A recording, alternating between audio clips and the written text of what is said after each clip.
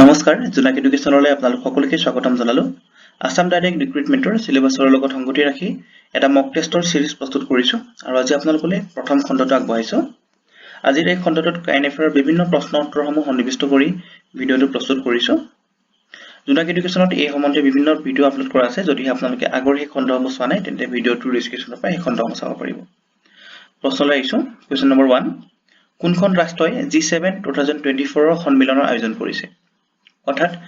50 G7 summit হৈছিলে কোনখন ৰাষ্ট্ৰই অনুষ্ঠিত কৰিছিলে বা আয়োজন কৰিছিলে ইয়াৰ কথা কৈছে আমি যদি চাও এই অপচনটো শুদ্ধ হ'ব ইটালীয়ে G7 2024 সন্মিলনৰ আয়োজন কৰিছে আৰু 2023 চনত এই G7 সামিট অনুষ্ঠিত হৈছিলে জাপানত আৰু পৰৱৰ্তী সময় অৰ্থাৎ 2025 চনত এই G7 ৰ সামিট কানাডাই অনুষ্ঠিত কৰিব G7 ৰ অন্যটা প্ৰশ্ন আহিব পাৰে হেতু হৈছে G7 ত নতুনকৈ অনুষ্ঠিত হোৱা দেশ কি হয় তেতিয়া হ'ব আমাৰ ইউৰোপিয়ান ইউনিয়ন পৰৱৰ্তী প্ৰশ্নলৈ আহিছো question number 2 order of the Nile কোন ৰাষ্ট্ৰৰ সৰ্বোচ্চ সন্মান এটা ইম্পৰ্টেন্ট হ'ব পাৰে কিয়নো আমাৰ প্ৰধানমন্ত্ৰী নৰেন্দ্ৰ মোদী এই বঁটাটো লাভ কৰিছে গতিকে এই অপচনসমূহৰ ভিতৰত যদি চাও সি অপচনটো শুদ্ধ হ'ব ইজিপ্ত কিয়নো ইজিপ্তত আছে নীল নদী বিশ্বৰ আটাইতকৈ দীঘল নদী নৰেন্দ্ৰ মোদীয়ে 2023 চনত এই অৰ্ডাৰ অফ দা নীল বঁটাটি লাভ কৰিছে তেওঁৰ লগতে অন্য কেইখনমান দেশৰ পৰাও এই সৰ্বোচ্চখন অৰ্থাৎ সন্মান লাভ কৰিছে হেয়া হৈছে লিজেণ্ড অফ অনাৰ্স ফ্ৰান্সে প্ৰদান কৰিছে অৰ্ডাৰ অফ অনাৰ গ্ৰীচে প্ৰদান কৰিছে ঠিক একেদৰে হেহতিয়াকৈ order of the dragon king ভুটানে প্ৰদান কৰিছে ভুটানৰ ৰজাই আৰু ৰাষ্ট্ৰপতিৰ অৰ্থাৎ ৰাছিয়াৰ পৰা আমাৰ পোৱা বঁটাটো হৈছে order of the Saint Andrew এই বঁটাসমূহ হেহতিয়াকৈ আমাৰ নৰেন্দ্ৰ মোদীয়ে লাভ কৰিছে গতিকে আমাৰ ইম্পৰ্টেন্ট হ'ব পৰৱৰ্তী প্ৰশ্নলৈ আহিছো Question number 3 2024 চনৰ গণৰাজ্য দিৱসত উপস্থিত থকা মুখ্য অতিথিগৰাকী নাম কি অৰ্থাৎ চিফ গেষ্ট কৈছে 26 জানুৱাৰী 2024 ত আমাৰ উপস্থিত থকা যদিহে চাও অপচনসমূহ এ শুদ্ধ হ'ব ইমানুৱেল মেক্ৰন তেওঁ ফ্ৰান্সৰ ৰাষ্ট্ৰপতি হয় আৰু তেখেতে এই 26 জানুৱাৰী 2024 ত আমাৰ ভাৰতত উপস্থিত আছিল পৰৱৰ্তী প্ৰশ্নলৈ আহিছো Question number 4 ব্ৰিক্সত হেহতিয়াকৈ কিমানখন ৰাষ্ট্ৰই যোগদান কৰিছে ব্ৰিক্সত হেহতিয়াকৈ 4খন ৰাষ্ট্ৰই যোগদান কৰিছে অপচনসমূহৰ ভিতৰত বি শুদ্ধ হ'ব আৰু ইয়াৰ তথ্য হৈছে 1 ফেব্ৰুৱাৰী 2024 অনুসৰি সেই ৰাষ্ট্ৰসমূহৰ ভিতৰত ইজিপ্ত ইথিওপিয়া ইৰাণ আৰু ইউনাইটেড আৰব এমিৰেটছ 2023 চনত এই ব্ৰিক্স সামিট অনুষ্ঠিত হৈছিল সাউথ আফ্ৰিকাত 2024 ত ৰাছিয়াত আৰু 2025 ত অনুষ্ঠিত হ'ব ব্ৰাজিলত আৰু 2000 আমি যদি চাও ব্ৰিক্সৰ এই এস্টাবলিশ অৰ্থাৎ ব্ৰিক্সৰ স্থাপন কৰা সময়ত কিন্তু 4খন ৰাষ্ট্ৰ আছিল 2006 চনত স্থাপন যেতিয়া হৈছিল তেতিয়া আছিল ব্ৰাজিল ৰাছিয়া ইণ্ডিয়া আৰু চাইনা গতিকে ভাৰত হৈছে প্ৰতিষ্ঠাপক সদস্য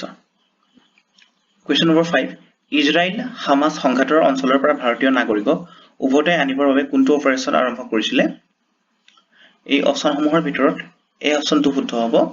অপাৰেচন অজয় যাৰ জৰিয়তে ইজৰাইল আৰু হামাসৰ পৰা যি ভাৰতীয় নাগৰিক আছিল তেওঁলোকক উভতাই আনিছিল এটা অপাৰেচন গংগা ইয়া হৈছে ইউক্ৰেইনৰ পৰা আমাৰ ভাৰতীয় নাগৰিকসকলক আনিছিল আৰু অপাৰেচন দুষ্ট ইয়া কৰা হৈছিল তুৰস্ক আৰু সিৰিয়াৰ সাধাৰণতে ভূমিকম্পৰ সময়ত সহায়ৰ বাবে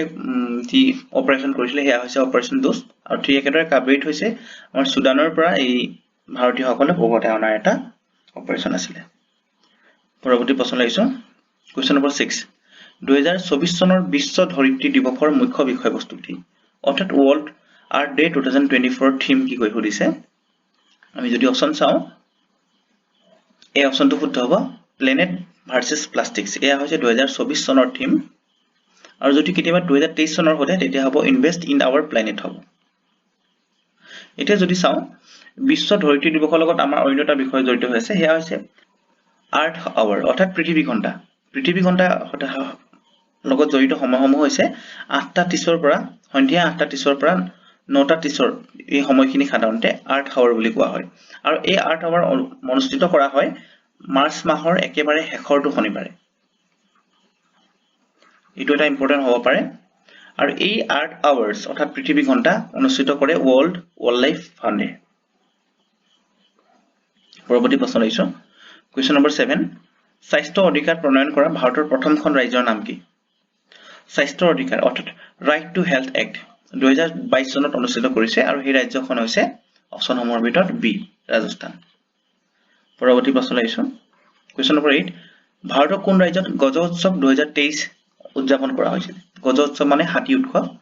এই অপশ্যনসমূহ যদি চাওঁ আমাৰ এই অপশ্যনটো শুদ্ধ হ'ব অসমৰ কাজিৰঙাত গজ উৎসৱ উদযাপন কৰা হৈছিল আৰু তেতিয়া উদযাপনৰ যি উন্মোচন কৰিছিল আমাৰ ৰাষ্ট্ৰপতি দ্ৰৌপদী মুৰ্মুৱে 7 এপ্ৰিল 2023 এই গজ উৎসৱ 2023 উন্মোচন কৰিছিল আৰু ই সাধাৰণতে প্ৰজেক্ট এলিফেণ্টৰ এটা অংশ প্ৰজেক্ট এলিফেণ্ট লঞ্চ কৰা চনটো হৈছে 1992 পৰৱৰ্তী প্ৰশ্নলৈ আহিছোঁ কুৱেশ্যন নম্বৰ 9 অমৃত ধৰোহৰ আঁচনিখনৰ জৰিয়তে কোন বিষয় অন্তৰ্ভুক্ত কৰিছে অমৃত ধৰোহৰ এই আঁচনিখনৰ মুখ্য উদ্দেশ্য হৈছে ৰামচৰ ক্ষেত্ৰসমূহৰ পৰিসৰ বিস্তৃত কৰা বা সংৰক্ষণ কৰা গতিকে আমাৰ এই অপশ্যনটো শুদ্ধ হ'ব আৰু এই অমৃত ধৰোহৰ 5 জুন 2023 লঞ্চ কৰা হৈছিল দুখন আঁচনি লঞ্চ কৰা হৈছিল সেইখন হৈছে এখন হৈছে অমৃত ধৰোহৰ আৰু আনখন হৈছে মিষ্টি মানে মেনগ্ৰোভছ বিলাকৰ কাৰণে হৈছে নেক্সট প্ৰশ্নলৈ আহিছোঁ কুৱেশ্যন নম্বৰ 10 তলৰ কোনটো বিষয়বস্তু সাগৰ সমৃদ্ধি আঁচনিৰ সৈতে জড়িত সাগৰ সমৃদ্ধি এই আঁচনিখন আমাৰ শিপিং পোৰ্ট মিনিষ্টাৰ সৰ্বানন্দ সোণোৱালে মুকলি কৰিছিলে আৰু এই আঁচনিখন সাধাৰণতে অনলাইন নিৰীক্ষণ ব্যৱস্থাৰ সৈতে জড়িত গতিকে আমাৰ বি অপশ্যনটো শুদ্ধ হ'ব আৰু এই আঁচনিখন লঞ্চ কৰাৰ মিনিষ্ট্ৰিটো হৈছে ministry of port shipping and waterway আমাৰ সৰ্বানন্দ সোণোৱালে লঞ্চ কৰিছিলে পৰৱৰ্তী প্ৰশ্নলৈ আহিছোঁ কুৱেশ্যন নম্বৰ 11 দেশত নাৰী আদালত ব্যৱস্থা প্ৰদান কৰা প্ৰথমখন ৰাজ্য বা কেন্দ্ৰীয় শাসিত অঞ্চল কোন হয় এই অপশ্যনসমূহৰ ভিতৰত এই অপশ্যনটো শুদ্ধ হ'ব অসম আৰু জম্মু কাশ্মীৰত প্ৰথমবাৰৰ বাবে নাৰী আদালতৰ ব্যৱস্থা কৰা হ'ব বুলি উল্লেখ কৰিছে কুৱেশ্যন নম্বৰ 12 2024 চনৰ বিশ্ব যক্ষ্মা দিৱসৰ মুখ্য বিষয়বস্তু কি অৰ্থাৎ ৱৰ্ল্ড টিভি ডে 2024 ৰ থিম কি এই অপশ্যনসমূহৰ ভিতৰত এই অপশ্যনটো শুদ্ধ হ'ব yes we can in tv এইটো হৈছে 2024 চনৰ থিম আকৌ যদি 2023 চনৰ হোদে তেতিয়া হ'ব এইটো ইনভেস্ট হ'ব লাগিছে invest to end TB save lives এইটো হ'ব 2023 চনৰ থিম আৰু প্ৰতি বছৰ 24 মাৰ্চ দিনটো এই ৱৰ্ল্ড টিভি ডে হিচাপে উদযাপন কৰা হয় নেক্সট কুৱেশ্যন নম্বৰ 13 আছে বিশ্বৰ ভিতৰত সৰ্ববৃহৎ ব্ৰেইল অভিধান খনৰ নাম কি এটা যদি চাওঁ বিশ্বৰ ভিতৰত আটাইতকৈ ডাঙৰ অভিধানখনৰ ব্ৰেইল অভিধান অৰ্থাৎ আমাৰ অন্ধ মানুহৰ সুবিধাৰ বাবে যিখন ডিক্সনাৰী আছে সেইখন হৈছে হেমকুক আছামিজ আৰু ইংলিছ হেমকুক সেইখনে হৈছে বিশ্বৰ ভিতৰত আটাইতকৈ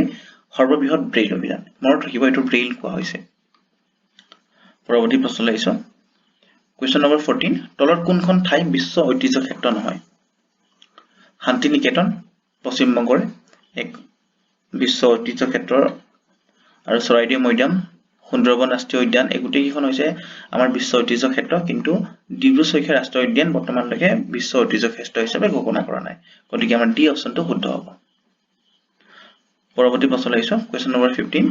শ্ৰেষ্ঠ আঁচনিৰ জৰিয়তে কোন বিষয়বস্তু অন্তৰ্ভুক্ত কৰা হৈছে শ্ৰেষ্ঠ এই আঁচনিখন সাধাৰণতে শিক্ষাৰ লগত জড়িত আৰু সম্পূৰ্ণ ৰূপটো হৈছে scheme for residential education for students in high school in target areas এতিয়া এই আঁচনিখনৰ জৰিয়তে সাধাৰণতে 9 আৰু 9 পৰা 11 যি ক্লাছ আছে এই ক্লাছসমূহৰ ছাত্ৰ ছাত্ৰীক লৈ গঠন কৰা হৈছে ইয়াৰ জৰিয়তে ছাত্ৰ ছাত্ৰীসকলক CBSE যি প্ৰাইভেট স্কুল আছে তাতো ফ্ৰী এডমিশ্যন দিয়া হয় আৰু এখন ব্যৱস্থাও কৰা হয় পৰৱৰ্তী প্ৰশ্নলৈ আহিছোঁ কুৱেশ্যন নম্বৰ 16 শেহতীয়াকৈ ভাৰত চৰকাৰৰ কোনটো বিভাগে ইনকোৰ পৰ্টেলৰ যোগান ধৰিছে ইনকোৰ এই পৰ্টেলটোৰ যোগান ধৰা বিভাগটো হৈছে অপশ্যনসমূহ যদি চাওঁ বি অৰ্থাৎ ইলেকশ্যন কমিশ্যন অফ ইণ্ডিয়া ভাৰতীয় নিৰ্বাচন আয়োগে এই ইনকোৰ পৰ্টেলৰ জৰিয়তে সাধাৰণতে বিভিন্ন ভোটাৰৰ লিষ্ট বা ভোটাৰসকলৰ কিমান পোল হৈছে এইবিলাক নিৰীক্ষণ কৰি থাকে পৰৱৰ্তী প্ৰশ্নলৈ আহিছোঁ কুৱেশ্যন নম্বৰ 17 ৰাষ্ট্ৰসংঘত স্থায়ী প্ৰতিনিধি হিচাপে নিযুক্তি পোৱা প্ৰথম ভাৰতীয় মহিলাগৰাকীৰ নাম কি এই প্ৰশ্নটোৰ শুদ্ধ উত্তৰ অপশ্যন নম্বৰ এ হ'ব ৰুচিয়া কুম্ভোজ কুৱেশ্যন নম্বৰ 18 ভাৰতৰ কোন ঠাইত প্ৰথমবাৰৰ বাবে 3D প্ৰিণ্টেড ডাকঘৰৰ স্থাপন কৰিছে 3D প্ৰিণ্টেড ডাকঘৰ স্থাপন কৰা চহৰখন হৈছে অপশ্যন নম্বৰ যদি ভিতৰত চাওঁ সি অৰ্থাৎ বেংগলোৰ পৰৱৰ্তী প্ৰশ্নলৈ আহিছোঁ কুৱেশ্যন নম্বৰ 19 তলত কোনখন ঠাইত প্ৰথমবাৰৰ বাবে বৈদিক ঘড়ী স্থাপন কৰিছে অৰ্থাৎ বৈদিক ক্লক কোনখন ঠাইত বা কোনখন চহৰত স্থাপন কৰিছে সেয়া হৈছে মধ্যপ্ৰদেশৰ উজ্জয়িনীত এই বৈদিক ঘড়ীটো স্থাপন কৰিছে গতিকে আমাৰ ডি অপশ্যনটো শুদ্ধ হ'ব কুৱেশ্যন নম্বৰ 21 তথা আজিৰ শেষৰটি প্ৰশ্ন who will host the G20 summit in 2024 2024 চনত কোনখন ৰাষ্ট্ৰই G20 সন্মিলন অনুষ্ঠিত কৰিব বা আয়োজন কৰিব এই অপশ্যনসমূহৰ ভিতৰত এই অপশ্যনটো শুদ্ধ হ'ব ব্ৰাজিলে 2024 চনত এই G20 সামিট অনুষ্ঠিত কৰিব এতিয়া 2023 চনত আমাৰ নিউ দিল্লীত অৰ্থাৎ ইণ্ডিয়াত অনুষ্ঠিত হৈছিল আৰু 2025 চনত সাউথ আফ্ৰিকাই আয়োজন কৰিব আৰু এই G20 সামিট পোন প্ৰথমবাৰৰ বাবে আৰম্ভণি হৈছিল 1999 ত লগতে অন্য এটা তথ্য হেয়া হৈছে 2024 চনৰ এই G20 ৰ মুখ্য থিমটো আছিল building a just world and a sustainable planet লগতে অন্য এটা তথ্য জানি থব লাগিব ইম্পৰ্টেন্ট হয় এটো হৈছে G20 ৰ লগত 21 সংখ্যক যিখন ৰাষ্ট্ৰ অন্তৰ্ভুক্ত হৈছে সেইখন হৈছে আফ্ৰিকান ইউনিয়ন এটা আমি মনত থব লাগিব এইকেইটা আছিল আজি ভিডিওটোৰ ইম্পৰ্টেন্ট প্ৰশ্নোত্তৰসমূহ পৰৱৰ্তী সময়ত এটা নতুন ভিডিওৰ সৈতে আপোনালোকৰ ওচৰত উপস্থিত হোৱাৰ প্ৰতিশ্ৰুতিৰে আজি ভিডিওটো ইয়াতে সমাপ্ত কৰিছো